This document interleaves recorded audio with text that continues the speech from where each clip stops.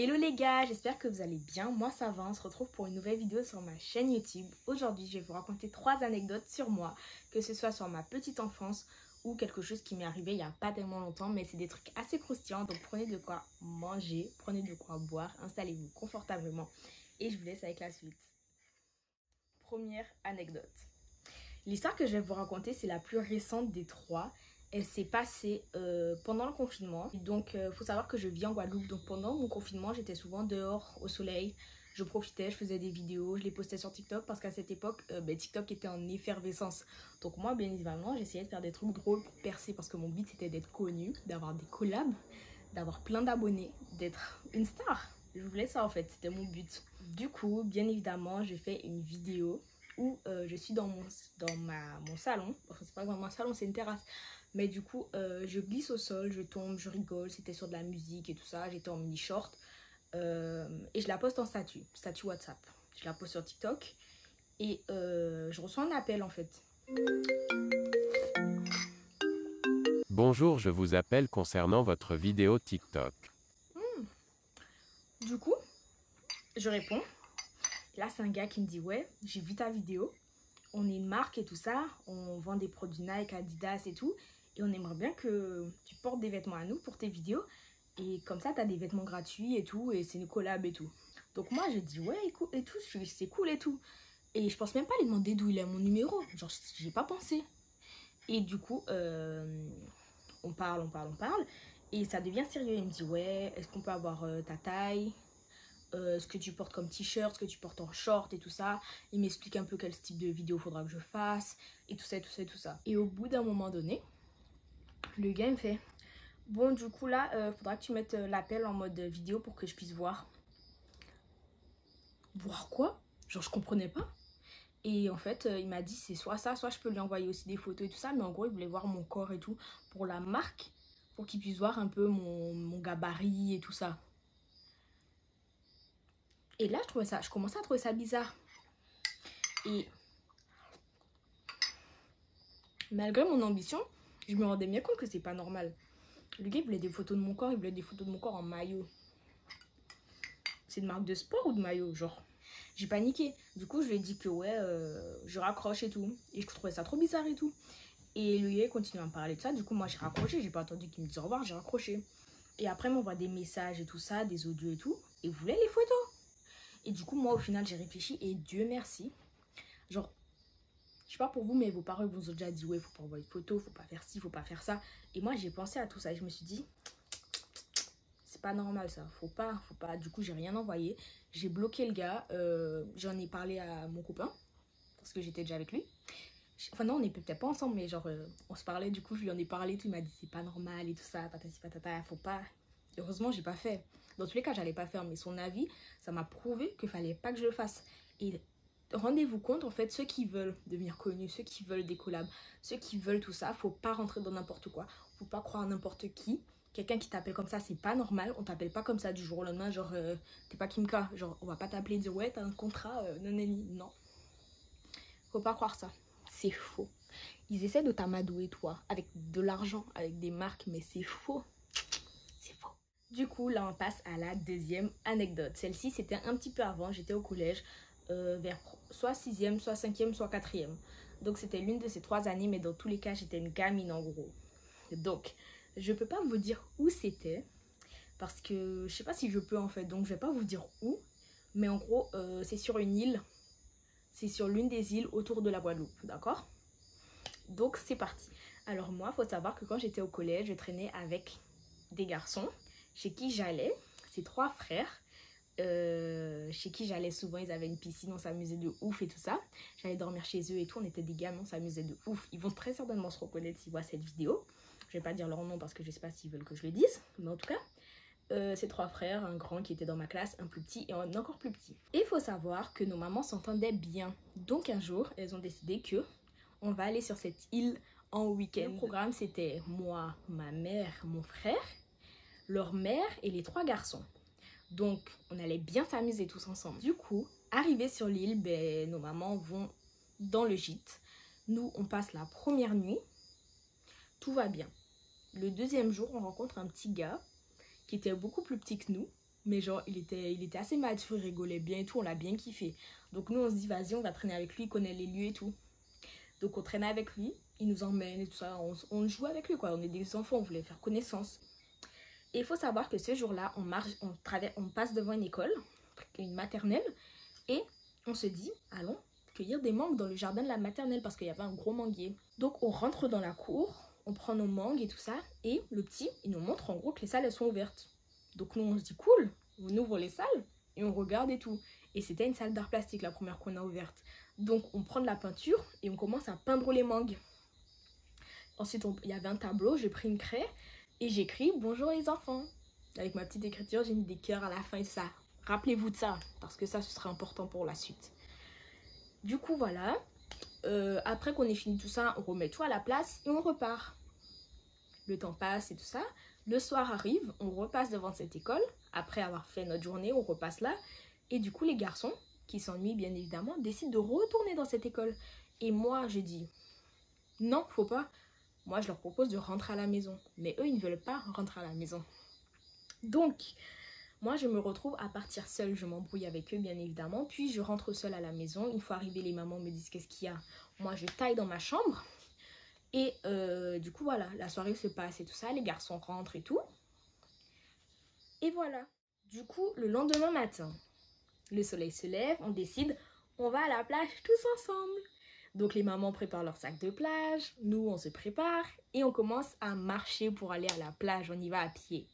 On marche beaucoup plus devant, à peu près 20 mètres devant, nos mamans étaient derrière en train de marcher. Et là, devinez quoi?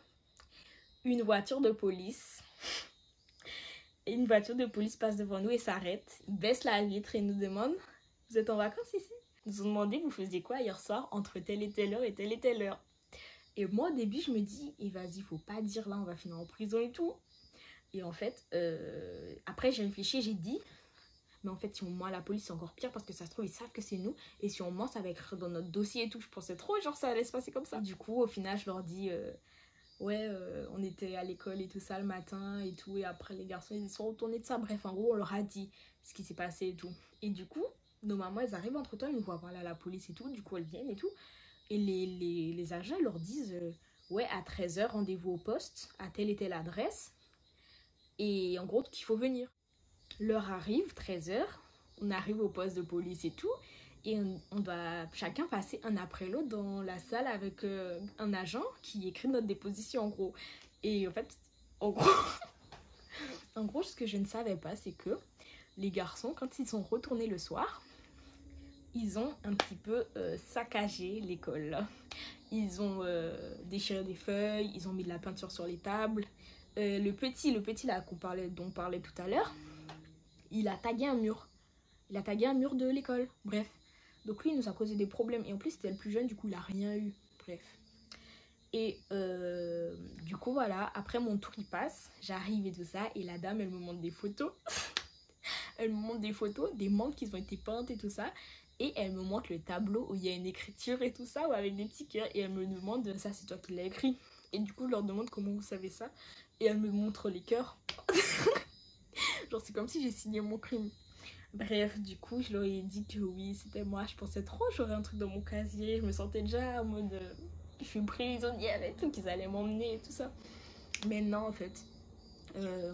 Il nous est rien arrivé au final, on a tous fait nos dépositions, ils nous ont dit de gare à vous quoi, de pas faire ça, et on a eu de la chance parce que le maire de l'île où on était, il aurait pu, ou elle, je sais plus si c'était une fille ou un garçon, mais il aurait pu porter plainte contre nous, et si là il aurait fait ça, on aurait des problèmes gros comme ça.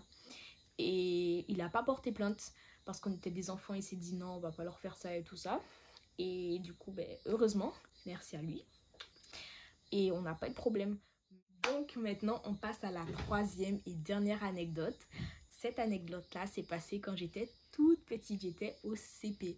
Il faut savoir que quand j'étais au CP, je vivais en France, en Alsace, dans un village qui s'appelait La Petite Pierre. Donc si je trouve des images de la région, je vous les mettrai à l'écran. Mais il faut savoir que c'est un tout petit village. Et du coup, moi, après l'école, je rentrais en bus parce que du coup, il était tellement petit le village qu'il n'y avait pas ma classe dans le village. Il fallait que j'aille dans le village voisin. Donc je prenais le bus le matin et le soir, le bus il nous ramenait. Au CP, on prenait le bus, ouais. Et du coup, voilà. Et l'arrêt de bus, c'était en gros un endroit où il y avait un parc de jeux. Donc après l'école, on restait là, on jouait et tout ça. Dans le parc de jeux. Et un jour, après l'école, on est là, il y a ma meilleure amie. Elle venait du Cambodge. Donc c'était la seule fille de couleur du village avec moi. Donc on était trop en mode, vas-y, t'es ma meilleure amie, on est sœurs et tout. On aimait trop faire croire aux gens qu'on était sœurs, que moi j'avais les cheveux bouclés et elle les avait lisses. Mais bon, vu qu'on avait un petit peu la peau mate, ben, on se disait, ça passe. Et un jour, du coup, près de ce parc de jeux, il faut savoir qu'il y avait des ruines d'un ancien château. Donc on aimait bien se balader derrière ces ruines. Nos parents ils restaient assis, ils parlaient, tout ça. Ça posait pas de problème, c'était un petit village. Personne stressait. Donc un jour, on marche. On va se balader, elle et moi. On va l'appeler Catherine. Non, pas Catherine. On va l'appeler... On s'en fout, personne ne sait qui c'est. Elle s'appelait Noémie, je crois, ou Naomi. Je sais plus si c'est Noémie ou Naomi. Mais en tout cas, c'était elle. Et du coup, on était allés se balader. Et là, devinez quoi? On est en train de se balader, tout ça, et il y a un monsieur qui nous interpelle. Et du coup, moi déjà, je suis sur mes gardes, mais après, on était petites, donc on se dit au calme et tout. C'est peut-être parce qu'il nous trouve mignonnes et tout. Et il nous demande comment on s'appelle et tout. Donc moi, je la laisse parler en première, elle dit son vrai prénom. Et moi, je la regarde et tout, je me dis, mais elle est folle, elle. Et du coup, moi, je dis un faux prénom. Genre, je sais plus qu'est-ce que j'ai dit. Peut-être c'était un deuxième prénom, mais un de mes deuxièmes prénoms. Mais en tout cas, j'ai dit un truc qui n'est pas mon vrai prénom. Et du coup, il a dit ok, tout ça, il nous a demandé notre âge. Là, je dis mon vrai âge parce que ça, on s'en fout. Et tout ça. Et le gars, il arrive au moment où il nous demande où on habite. Et c'est un petit village, comme je vous ai dit avant, donc forcément, il saura où c'est. Et du coup, elle dit, moi, du coup, il me regarde, moi, le monsieur, et moi, genre, je dis, vas-y, dis où t'habites. Et du coup, ma pote, elle dit où elle habite. Mais genre, elle dit vraiment l'adresse et tout. Et moi, dans ma tête, je me dis, mais attends, ma mère, elle m'a toujours dit qu'il faut pas dire où est-ce que j'habite, faut pas faire ci, faut pas faire ça. Moi, je me suis rappelé toutes ces histoires-là. Du coup, j'ai dit au monsieur, ben, j'habite au même endroit qu'elle parce que c'est ma soeur. Et le monsieur, il a fait, ah, d'accord, d'accord, d'accord. Et du coup, voilà. Après, le monsieur, il part et tout ça. Je sais pas s'il se passe autre chose. Mais en tout cas, dans mon cerveau, il s'est rien passé d'autre. Le monsieur, il part, nous, on retourne vers nos parents et tout parce qu'il nous appelle, je crois. Et faut savoir que le papa de la jeune fille, il était gendarme. Du coup, on arrive et on raconte ça à nos parents, en mode qu'on a croisé un monsieur, il voulait savoir où on habite et tout ça. Et nos parents, ils le voient partir au loin, le monsieur. Et genre, le gendarme, il reconnaît la voiture. Et genre, il a eu une réaction un peu bizarre et tout. Mais moi, j'ai pas trop compris sur le coup et tout ça. Et c'est que après, en fait, que j'ai appris que cet homme-là était recherché et que c'était un potentiel pédophile. Donc j'ai rencontré un pédophile sans le savoir et ma pote a donné son adresse à un pédophile sans le savoir quand on était petite. Donc voilà. C'était un présumé pédophile, c'est pas sûr. Pour ça, je tenais à dire que faut faire attention à qui vous parlez, à qui vous donnez votre adresse. Faut pas donner votre adresse à personne, même aux facteurs, faut pas donner. Donc vraiment faites attention à vous parce que ça va trop vite en fait. Voilà, c'est la fin de cette vidéo. J'espère qu'elle vous aura plu, que ces 3 petites anecdotes sur moi vous ont intéressé. Si toutefois vous en voulez d'autres, des vidéos comme ça, n'hésitez pas à me le dire en commentaire. Likez au maximum cette vidéo. Ne croyez pas que votre like ne compte pas parce que c'est le début de ma chaîne, donc j'ai pas énormément d'abonnés, pas énormément de vues et pas énormément de likes.